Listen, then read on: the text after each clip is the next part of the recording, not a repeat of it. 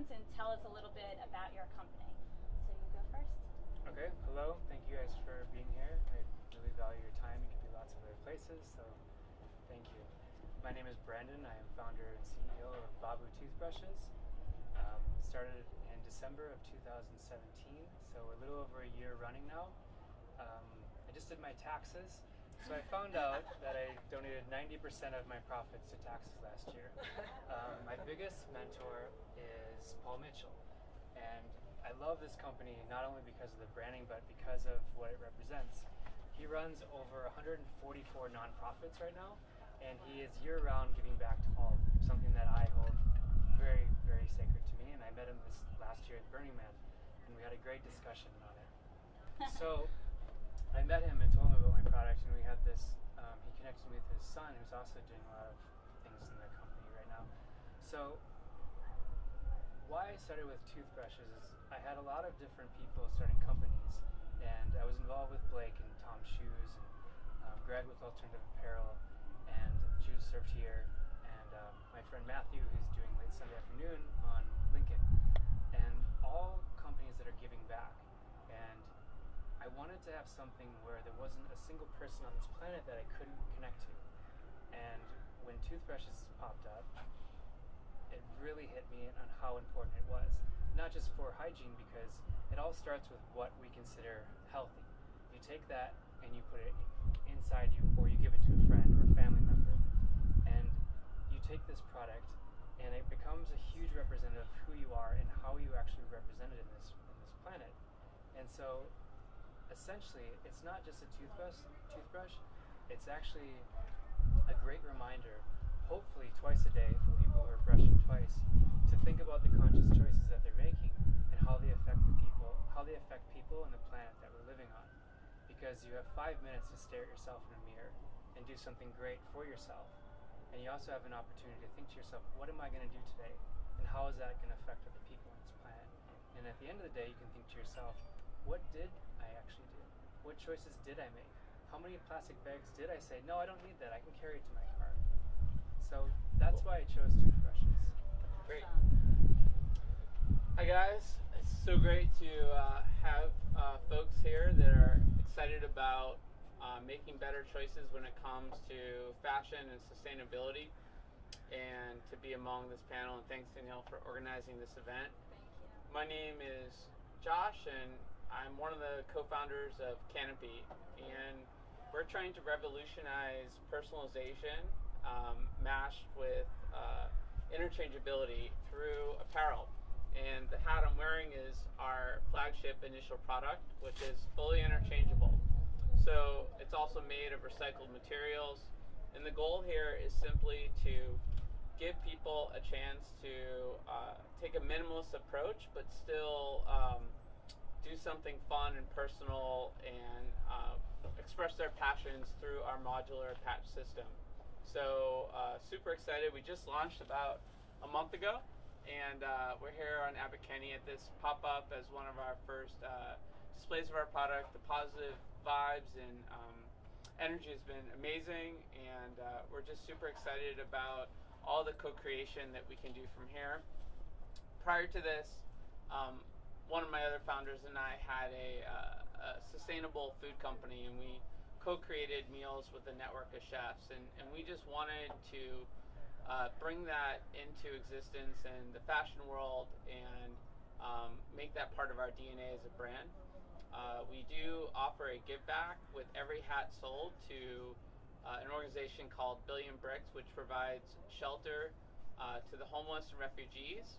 And then what's really special about our brand is all these patches are co-creations, and in many cases there's a give back there as well. For example, we're doing a collaboration with the Malibu Foundation on some patches to give back to victims of the fires. So that's what we're about. Hello, my name is Claire. I'm the founder of Kingdom. It's about a year and a half old brand. It's a fashion brand. I started actually another sustainable fashion brand back in 2006, 2007, after the birth of my niece. It's always the girl, right? Our whole family, a lot of boys, but then when my sister had her little girl, I just I was all verklempt and I was like, oh my God, what am I doing with my life? I was designing fast fashion for big brands like Guess, Marciano, BB, Forever 21. At one point I was designing for Disney, and I just saw it just gives you like a more open worldview of what you're doing once you have a realization or an epiphany from a child who's innocent growing up in this world. Like, you're doing something wrong. You're doing something wrong. I became conscious of it. I started a brand. Fred Siegel was my first buyer then, but the economy crashed in 2008. So, well, that goes that. So I was back in the arms of fast fashion. Fast forward years later, got married, had my child, and again it hit me. I said, I can't keep doing this. I can't keep doing this. So I decided to start right back where I started from, and I created Kingdom. Not only do I use sustainable materials, I have 8 points in my category that I want to troubleshoot. I use sustainable materials such as organic cotton, hemp, bamboo, tencel, in order to prevent, toxic pesticides going into the soil and help the planet become healthier. I use recycled materials like what you're doing with hats, instead of plastic-based, petroleum-based products going back into the system or going into landfills and taking hundreds of years or thousands of years to compost or biodegrade. You recycle it and you turn it into fiber, or like those Velcro materials that you have, so that way it has a second life or a third life, and it promotes the circular economy. The third thing that I do is I work with reclaimed materials, and that's probably the biggest category in the fast fashion business, because each major brand has to buy between 5 to 10% over what they need for a certain order, for example, to accommodate for damages. And so what happens is a lot of these cutting services and factories, they end up with rolls and bolts of fabric that are just sitting there that eventually, end up being in a landfill or just, in incinerators, and it's just bad for the environment. So I reclaim that dead stock fabric, so that way it gives it another life. The fourth one, which I'm very excited about, is I use indigenous textiles and materials in my designs, because part of being sustainable is not only for the planet, but also I think humanity. We're in this day and age of globalization, with everybody connected through internet and technology. We're at fast fashion. We're kind of losing individual identities. That's why a lot of these millennials have they turn to things that are like different or special. They go to thrift shops because they don't want to look the same. When we lose our identity as humanity because we're mass producing everything, we kind of forget about our inspiration, where it started from, these indigenous peoples that sit there and hand weave 10 meters in 6 months. So not only are we perpetuating the art, we're perpetuating the culture and keeping them alive, so that way they don't disappear, because the next generation, they've told me, they're going to the cities to get jobs, because otherwise they're in poverty. You know what I mean? So the fifth issue that I'm trying to tackle, besides the materials in the products, is always also the packaging. Recycled tags.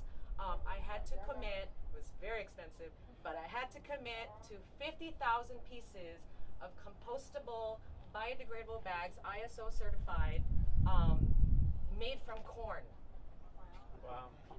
Yes, so that way, it's not, every single thing in the garment business, after being in it for 30 years almost now, gets individually packaged to prevent damages from happening, whether it's fast fashion or luxury brands like Gucci or whatever. Everything is individually packed in plastic bags. I didn't want to do that. I look at my daughter, I don't want to do that. So I have these compostable plastic bags that I use. So there's more, but I try to tackle all of the sustainable points in the brand, so that way everything, as much as I can, is a lot healthier for the planet, for the people, for the rest of us, so we can perpetuate and preserve everything.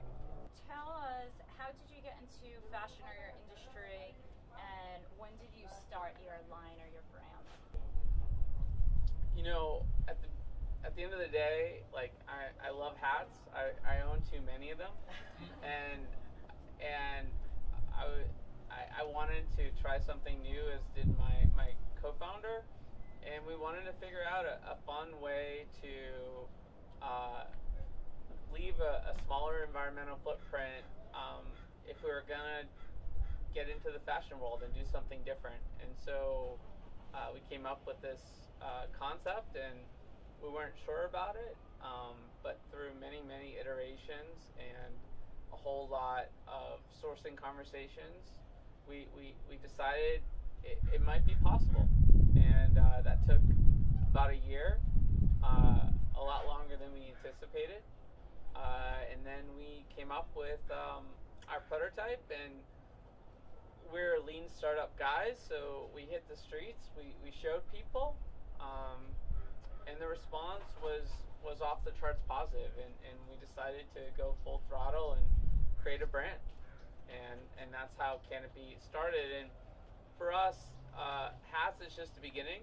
When it comes to the ability to express yourself through patches, which we also think are really cool, and sort of the ugly stepchild of pins, but they don't have to be if they're given the ability to be interchangeable. So that really was the genesis of Canopy and how we got started. And we want to make patch life a reality, where, you know, our vision is you have a wall of patches. You decide what you want to wear in the day by ripping those patches off the wall and representing that, and you change it in the moment. Was your brand always an ethical brand, or did you make a transition later, and if so, why? It was ethical right from the start. I think it just goes back to planting seeds, because it's really not about.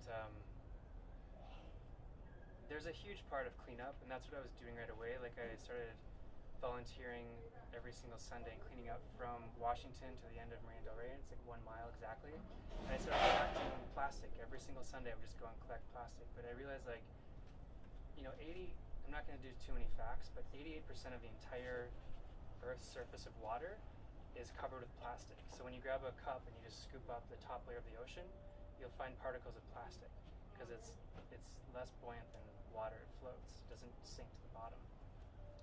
So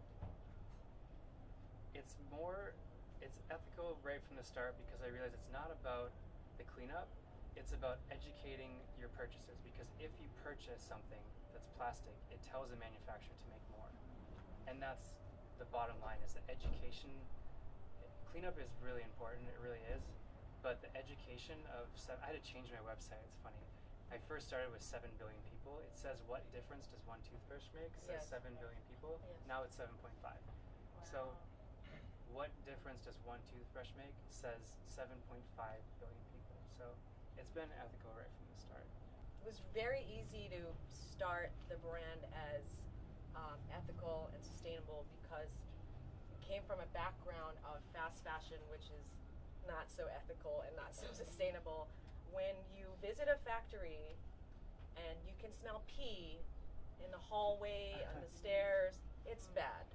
It's bad. So I didn't get to say that earlier, but besides materials, you know, that are sustainable, we make sure that we also use fair trade factories, compliant factories, certified factories, and there's so many certifications and compliance.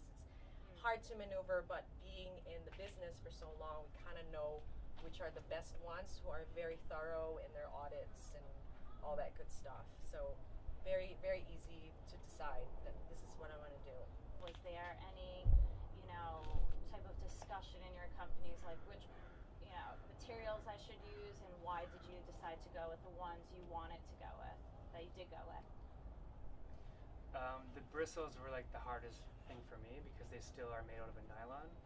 Most electric toothbrush companies or plastic toothbrush companies use a less grade nylon, which breaks down faster, and they dye them blue, so you can see when it's halfway down, and you psychologically think it's time to throw it out and get a new one. It gives them more money, so they use a cheaper product, so you buy it more. Just like Carmex has alcohol in it, so your lips dry out, so you use the product again.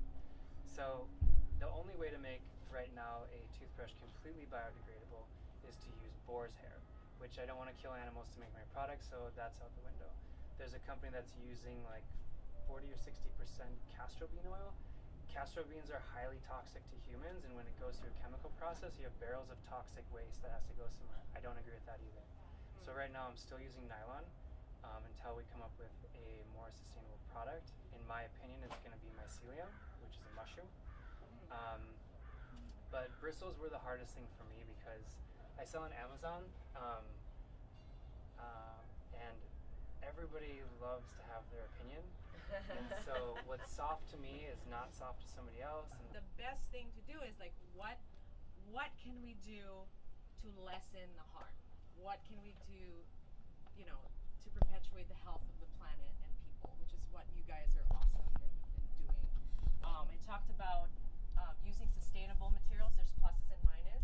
In organic cotton, yes, there's no pesticides, but it does use a lot of water as resource to grow. The bamboos and tencel cellulose fibers, they do have some chemicals in them that they need to do to strip and turn them into fibers. But there's some companies right now, some research is being done that maybe talk about using hydrogen peroxide to do it, so it's more sustainable. So until we get to that point where it's really truly sustainable, we're just going to have to do the best that we can until everybody else catches up. In terms of the interchangeable component of the hat, for us, that was meaningful as a different approach to sustainability because you don't need 20 hats anymore. All you need to do is get a new patch if you want to wrap a wolf, or if you want to celebrate like your love for street art or whatever. It's all available to you without having to have so many hats. And we saw that as a minimalist approach to something where maybe that particular fabric component isn't as sustainable, but you're more likely to hold on to that product longer.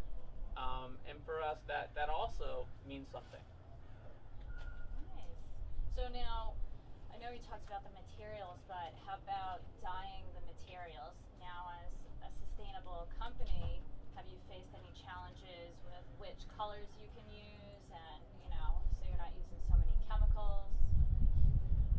Mine would go to just branding. So there's lots of different styles and colors of brush I could use, but I really just want to stick to, there's three. There's a white one that's normal nylon without dyes to it. There's a black one that's actually soaked in activated charcoal, which is just a fancy word for porous charcoal, which traps and brings different poisons, toxins, and chemicals through your system naturally. The third one is just going to be a straight bamboo with actually bamboo bristles for children, and it is extra soft. But it's more for children, and there's no chemicals involved at all. But the brush will only last on an adult for about 2 weeks, because that's what the first toothbrush was ever made out of, was bamboo with bamboo bristles. So I'm going to go back to the source as possible, and even if they have to use them and throw them away in 2 weeks, it's fine, because it's more grows every single day. Our products, we want them to be as non-toxic as possible, and there's definitely challenges in the dyeing world, and we're still figuring out the right balance there in terms of what colors we use and what we can do there. And so we're really leaning in and studying that and figuring out what makes sense. For us, the color we chose, black, to start, was a neutral canvas for patches, and and also it doesn't get as dirty, so you're not as likely to have to get a new hat as soon as like a white hat per se. We do see the opportunity to evolve into other colors, and that may or may not require dyes, and we're approaching that very methodically and carefully to make sure that we can make the best choices possible for everyone. Awesome. Thank you. I'm echoing what you said, because right now, again, the technology is not quite par yet with what we need to be as far as dyeing. But the good news is, with working with recycled and reclaimed fabrics, we're not adding to the dye process. It's done, it's printed, it's already dyed. That's less pollution for a brand like mine, to put into the environment. I'm not add. I don't want to add. I want to subtract. That's the whole point. We want to subtract. So with reclaimed and recycled materials, no dyes, nothing involved. The second thing is, as we speak, I'm so excited. We're collaborating with a company who uses vegetable dyes and natural indigo on natural fabrics. So we're going to be working with them with that on colors. But here's the thing: if you told me that, okay, this is made from vegetable dye, but it's going to fade, my old buyers in the fast fashion world would say, oh, not acceptable, cancel the order, done, you know? But I think now that there is a shift in sustainability, you know, things like that, like it's gonna fade, you know what, great, because it tells me that this is a natural product. This goes back to the earth and it doesn't harm anything or anyone or any living thing. So we're very excited about that. So we're working on that for the next collection. Nice. Awesome. Yeah. It's all about the branding, the spin that you put on it. Exactly. That's how people will now receive it positively. it's value added. Yeah. You know. Yeah. I like to see things as like the animal kingdom. So there's no trash, there's no waste in the world. And so when you can take a product that naturally exists, you know, bamboo is a great source. It doesn't need any pesticides. There's no chemicals involved at all. You grab it, you cut it, you put it through a machine, you make it, and you throw it back in the earth. And my toothbrushes in 2 years are dust. There's the pre-consumer waste. Post-consumer waste is prolific. Over one garbage truck of post-consumer fabrics gets dumped every minute. Yep. But there's a lot of things you can do with responsible pre-consumer choices too, in terms of how you cut fabric to minimize waste, how you order fabric on demand, and what choices you make in terms of adding stock. Because we could have came out of the gate with a bunch of different styles and colors, but we don't know what people want to buy, and we don't want to just produce to produce. So we'd rather do smaller runs, limited editions, see what people like, learn from our community, and then make more of that, as opposed to just throwing things out there. Yeah, it reduces our cost of goods sold, but we want stuff that people want to use and want to keep forever. Brand building is huge. You know, in some of the biggest brands in the world, you take Nike or Coca-Cola. If you even just hear the word Nike, we've seen so many commercials over the course of my entire life, from when I was born in 1979 until now. Nike's been engaged in my life, and now when we hear it, we have this like our adrenal glands actually secrete a little bit of adrenaline, because we've been programmed to believe that Nike is go, just do it, you can do this, you can jump, you can. And now when you hear the word Nike, every time I say it, you're programmed to believe a little bit more about yourself in a positive way, which is great branding. Coca-Cola is the same thing.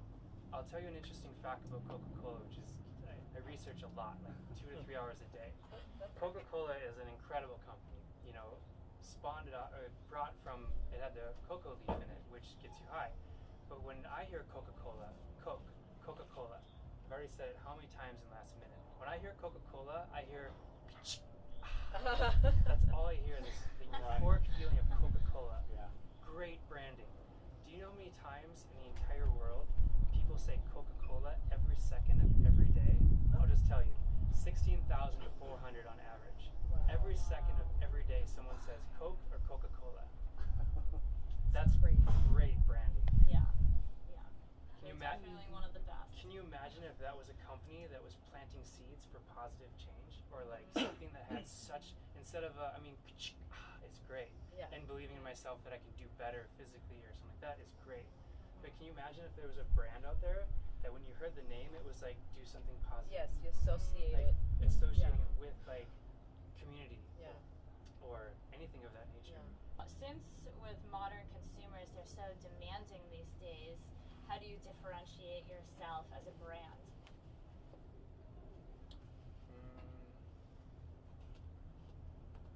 It's kind of a difficult to answer, because it really goes back to like, what does the brand represent, and who am I trying to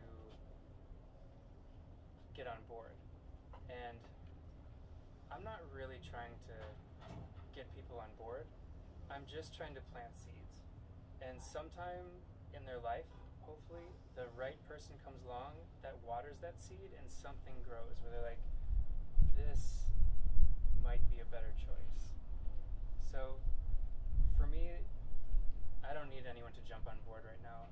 I would be more happy if most of the population just had the seed inside them than actually had my product. Cool.